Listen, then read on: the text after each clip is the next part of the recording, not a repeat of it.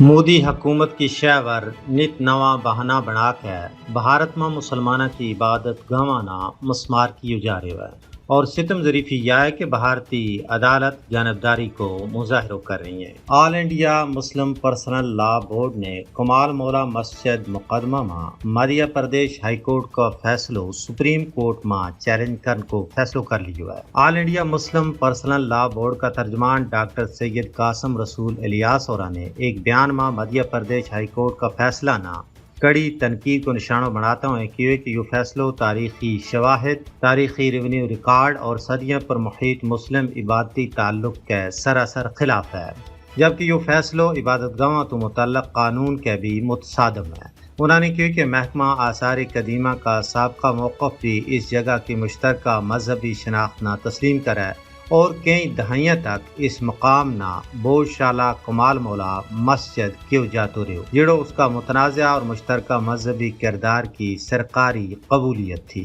انہوں نے کہا کہ مسلم فریق کو عدالت میں موقف تھو کہ ایسا کوئی تاریخی ثبوت موجود نہیں ہے جڑو یہ ثابت کرے کہ اس مقام پر راجہ بوجھ کا دور کو کوئی مندر قائم تھو، لیکن عدالت نے اس موقف نہ کوئی اہمیت نہیں دی تھی۔ دوجہ پاسے جماعت اسلامی ہند کا امیر سید سعادت اللہ حسینی اورا نے ریاست مدھیہ پردیش ہائی کورٹ کا فیصلہ میں کمال مولا مسجد نہ مندر قرار دیتا جان پر اپنی سخت تشویش کو اظہار کی ہوا ہے۔ انہوں نے کہا کہ اس فیصلہ نال عدالتی نظام کی ساخت، اقلیتی حقوق، مذہبی آزادی، فرقہ وارانہ ہم آہنگی